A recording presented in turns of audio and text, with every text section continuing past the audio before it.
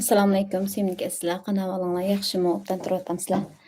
Bak, uzun vaqt bo'lib ketibdi, yarim yillar o'tdimi biz YouTube kanali orqali ko'rishmagili. Hayotimizda nurg'un o'zgarishlar bo'ldi. Biz to'la ko'chib degandek. Shuning bilan bu kitob o'qiydigan, sizlar bilan to'r orqali suhbatlashadigan mushu ishlar uzilib qoldi. Oldingi yili esinglarda bor, biz shu "Qum bosgan shahar" nomli romanni o'qigan vaqtimda men ashta bir narsa degandim. Biz navbatda ona tilining nihoyatda muhimligini ta'kidlab kelyapmiz. Bolalarimizga ona tili o'qitishniki, qanday qilib texmi unumli qilganligimiz haqida to'xtamay tirishyapmiz. Amaliyotda ona tili o'rganish bolalar emas, balki biz cho'nglar uchun nihoyat ta'xirsiz va zarur bir masala degandim. Chunki endi men Turkiyada yashadim 8 yilga yaqin. Lekin hozir Gollandiyaga yangi keldik.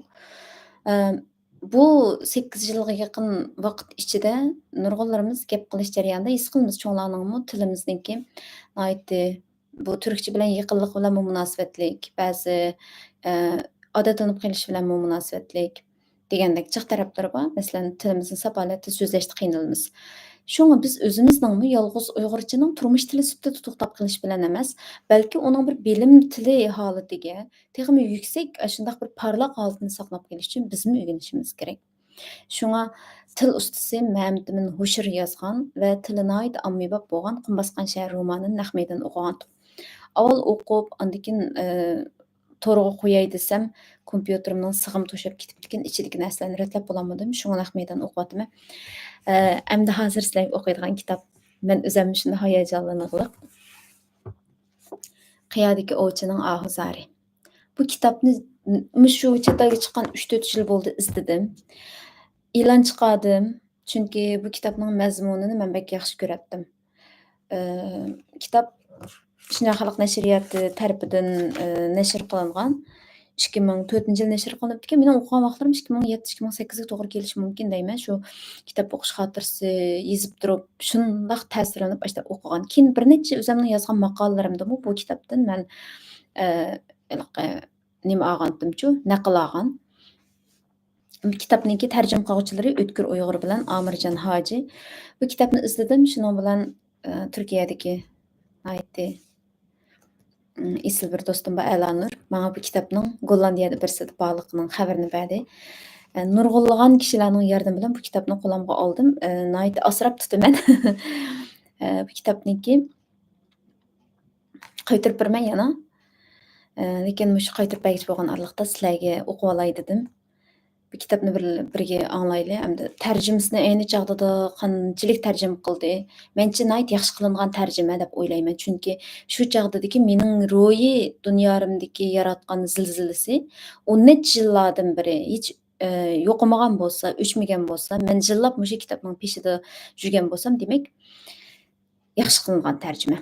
Kitobniki jami 7 bob bor. Kitob Chingiz Aytmatov bilan Muxtor Shahonov. Chingiz Aytmatov dangliq qirg'iz yozuvchisi, hammamiz bilamiz. Bizning dars kitobimizda o'g'li bilan ko'rishish deydigan bir asr bor edi. Adabiyot dars kitobimizda to'liqsizning. Muxtor Shahonov dangliq qozoq shoiri. Chingiz Aytmatov bilan Muxtor Shahonovning bu suhbatidan meni eng jalb qilgan yeri nima desanglar, suhbat bo'lsa, mushtaq bo'lsa. Ko'ngil ne choy istar, ne choyxona. Ko'ngil istar, choy bahona. Jaloliddin Rumiyning bu go'zal misralari shuni aks ettirib berdi. Amaliyat inson hayotida yaxshi suhbatdosh, gaplar bir yerdan chiqadigan, paranglashgan sari bir-biriga ro'yi jihatdan oziq beradigan, bir-birini yaxshilikqa, yuksaklikka, texmi go'zal bir manzilga yetaklay oladigan suhbatdoshlarning bo'lishi Allohning bergan buyuk ne'mati. Bu insondan ajoyib bir ro'yi shu kamolat desam yuqori ketgidek bir ro'yi sapo talab qiladigan narsa-chu. Bugun shu kitobni ashta suhbatlashib ketaolsak deyman. Bizning nurg'un olimlarimiz bor. Garchi bundoq yuqori saviyada suhbatlashamasak-mu, shular bilan bir ilmiy sifatida suhbatlashib olgan bo'lsak, savol so'rag'idek iqtidorimiz bor bo'lgan bo'lsa, nochi savollarni so'rab, shulardan nochi javoblarni ilib qoldirib qo'ygan bo'lgan bo'lsak, Naqadar yaxshi bo'ladi deyman. Nurg'un olimlarimiz, ustozlarimiz yo'q. Ya bu dunyoda yo'q yoki erkinlikda yo'q degandek. Shunga endi o'qiydigan kitobimiz shu. Hammanglarningki astoydil anglashinglarni umid qilaman. Bu kitobningki PDF nusxasini, shu ilk kitob nusxasini shakllantirishga tirishyapmiz. Qila olsak, to'g'ridan deb o'zinglarmi o'qa olasizlar. Sirdishish tashnaligi. So'znimi go'yo his tuyg'udek ko'rib, tejab ishlatmasang, ya'ni uni kecha-kunduz tinim topmay, hisobsiz eqib yotgan sudek ko'rib, dangsab ilg'amay, ilg'ab tanlamay, so'z bilganning yo'li mush ekan deb o'ng-so'lga chechiversang, lavzingning qadr-qimmati tushib ketadi. So'zi qadrsiz odamning o'zining har qachon qadrsiz bo'lganligi odam oti bilan Havvo ona zamonidala dalillangan.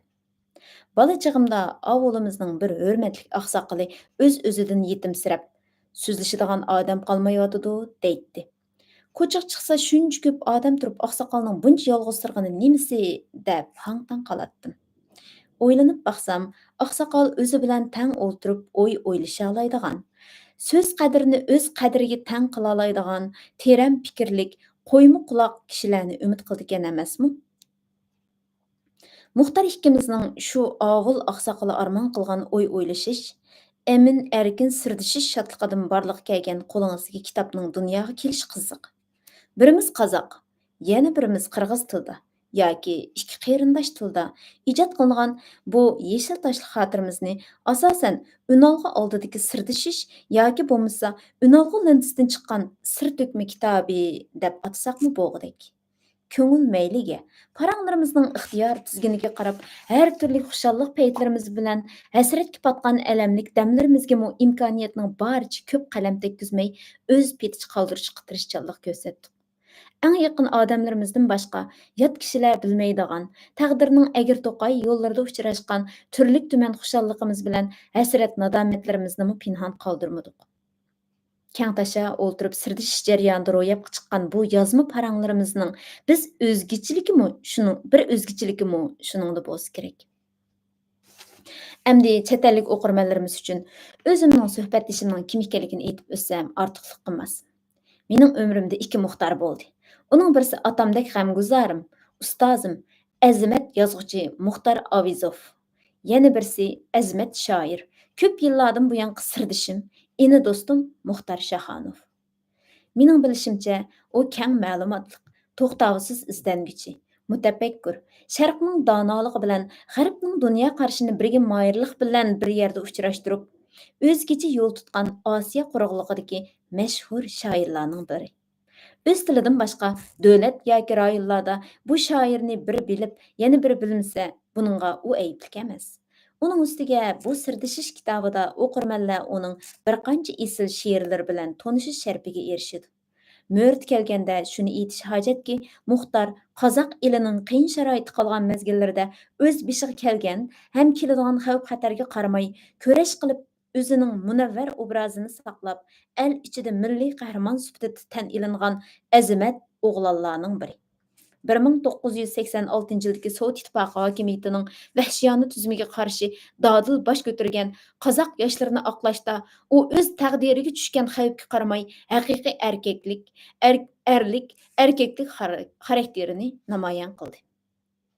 Shahonov bir necha yildan beri Qozog'istonning Qirg'izistondagi elchisi. Bu ishda u hech kimga o'xshamaydigan esil mijozli inson ekanligini dalilladi. Naganda bir uchrashib, zamon haqida, o'zimiz haqida sirdishishimiz natijasida mushu o'rtaq kitobni dunyoga ko'z ochirdik. Balki bu qadrli o'qirmanlarimiz uchunmi qiziqsiz bo'lmas. Chingiz Aytmatov. Chingiz Aytmatovning yozgan kirish so'zi ekan. İnsanның haqiqatan gaplashsa gap tugmaydigan do'stlarining bo'lishi, yaxshi suhbatlarning bo'lishi, g'ayvatlardan xoli, qoqshashlardan xoli, umidsizliklardan, bundaq hiliqi puchaklardan xoli holatda paranglasha oladigan suhbatdoshlarning bo'lishi bak buyuk bir baxt. Allah rizoligi uchun do'st bo'lish deymiz. Nurg'unlarimiz do'st deymiz. Do'stlik haqida har xil ta'birlarni berishimiz hamda har kishininki o'zining xarakteri, o'zining qurilmasi, o'zining ehtiyoj, arzu, armonlariga loyiq do'st tushunchasi va tutgan do'stlari o'xshamaydi. Ammo hammamiz do'stlikdan bir-birimizga nisbatan bir go'zallashtirish, bir-birimizga nisbatan foyda olib kelish. Bu yergi foyda u moddiy manfaatni, moddiy foydani ko'rsatmaydi. Mushuni orzu qilamiz. Bu kitobninki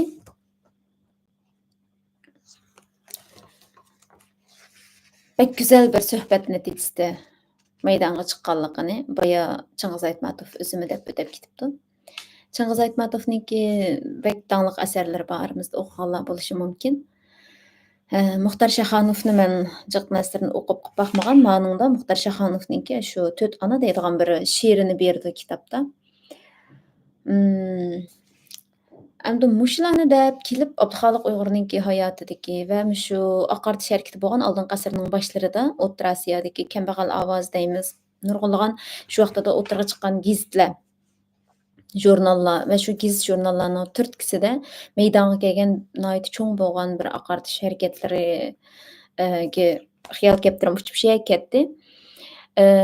O'rtaq manfaat va o'rtaq g'oya asosida o'xshamagan millatlardan bo'lgan yoshlar bir yerga kelib o'xshash bir g'oya uchun tirishgan. Biz Uyg'urlar o'xshash bir millat. Biz yoshlar. Biz yoshlar deb men o'zimni yoshga sanab olay. Yoshlar. Yoki yosh turishni xohlaydiganlar va vatan uchun har vaqt yoshdek xizmat qilishni xohlaydiganlar, Uyg'ur uchun xizmat qilishni xohlaydiganlar bir yerga nihoyat go'zal bir shaklda kelalaymiz deb o'ylayman. Go'zal suhbatlar haqiqatan insonga ruhiy jihatda bek bir huzur olib keldi.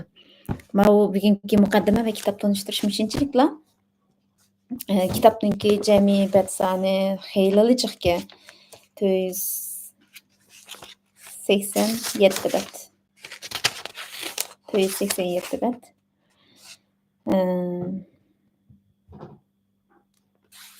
Shu kitobni bundan keyin o'qishni davom qilamiz.